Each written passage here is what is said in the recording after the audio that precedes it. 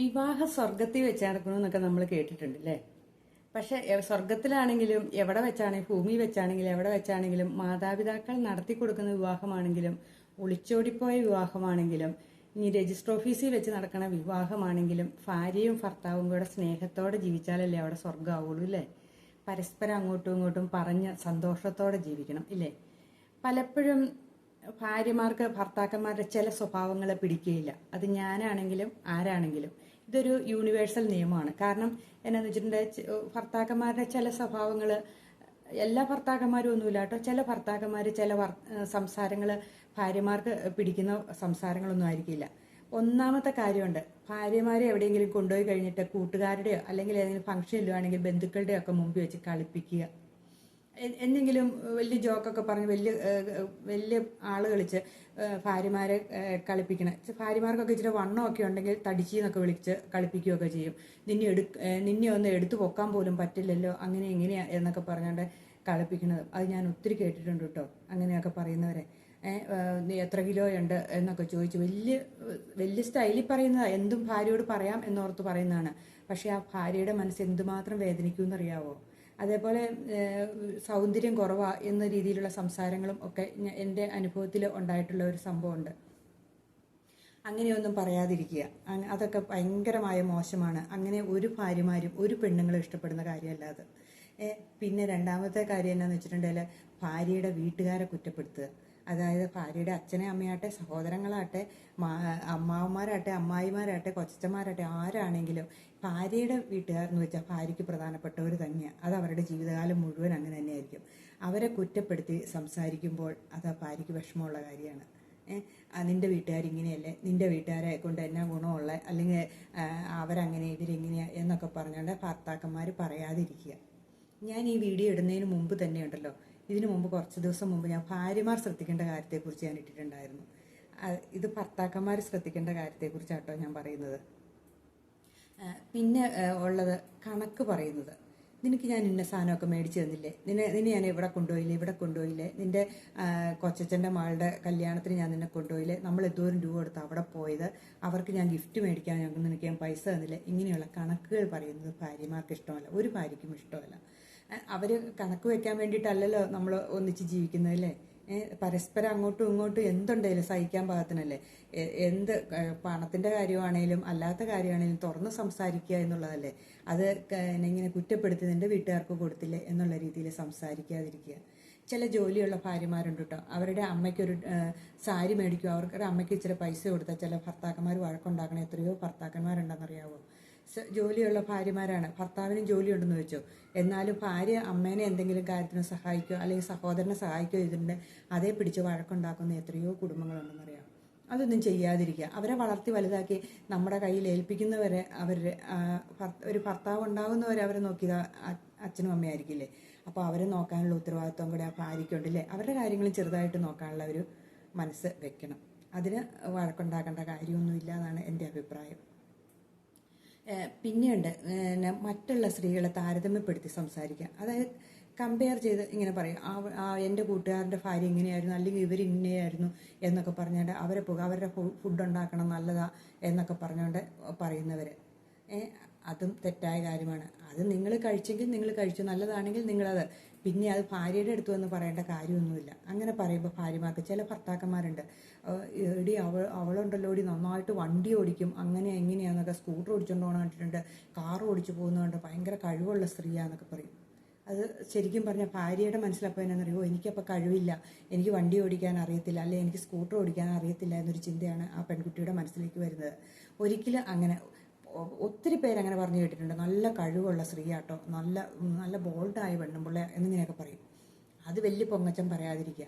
സ്ത്രീകൾക്ക് പൊതുവേ ഉള്ളൊരു ഇതെന്നാണെന്നറിയാവോ, സ്വന്തം അമ്മേനെ പോലും പറയണത് സ്ത്രീകൾക്ക് ഇഷ്ടമല്ല. ചില ഭർത്താക്കന്മാർ പറയും എൻ്റെ അമ്മ ഉണ്ടാക്കണ ഫുഡിന് ഭയങ്കര ടേസ്റ്റാണ്. ആയിരിക്കാം, അവർ കുഞ്ഞുനാൾ വളർന്നത് ഈ അമ്മയുടെ ഫുഡും കഴിച്ചല്ലേ, അപ്പോൾ അമ്മയുടെ ഫുഡിന് അവർക്ക് ടേസ്റ്റ് കൂടുതലായിരിക്കാം. ഭാര്യ വേറെ വീട്ടിൽ നിന്ന് വന്നതല്ല, അവരുടെ രീതി വേറെ ആയിരിക്കാം. അപ്പം ഏതാണെങ്കിലും അംഗീകരിച്ചു കൊടുക്കാനൊരു മനസ്സ് വയ്ക്കുക. അമ്മയുടെ അടുത്ത് പോകുമ്പോൾ അമ്മയുടെ ഫുഡ് കഴിച്ചോളുക, ഭാര്യയുടെ അടുത്തിരിക്കുമ്പോൾ ഭാര്യ ഉണ്ടാക്കുന്ന എന്താണോ അത് കഴിച്ചോളുക. അതാ വേണ്ട. അല്ലാണ്ട് ഭാര്യനെ കുറ്റപ്പെടുത്താൻ പോകാതിരിക്കുക. ഭാര്യനെ എന്നാ പറയുന്നത്, നിങ്ങൾ എത്രമാത്രം പൊക്കിപ്പിടിക്കുന്നു അത്രയും സ്നേഹം ഭാര്യ തരുന്ന പെണ്ണുങ്ങൾക്ക് അങ്ങനെയാണ്. ഇച്ചിരി പുന്നാരിക്കോ ഇച്ചിരി ഓമനിക്കോ ഒക്കെ ചെയ്തിട്ടുണ്ടെങ്കിൽ അവർക്ക് ഭയങ്കര സ്നേഹമായിരിക്കും ഭർത്താവിനോട്. അല്ലാണ്ട് എല്ലാം എൻ്റെ അമ്മയാണ്, എല്ലാം എൻ്റെ പെങ്ങള് എങ്ങനെയൊക്കെ പറയുമ്പോൾ ഉണ്ടല്ലോ, അവിടെ എന്നാ ഒരു വൈരാഗ്യം ആ പെണ്ണിൻ്റെ മനസ്സിൽ ഉണ്ടാകാൻ സാധ്യത കൂടുതലാണ്. അപ്പം അങ്ങനെയൊന്നും പറയാതിരിക്കുക.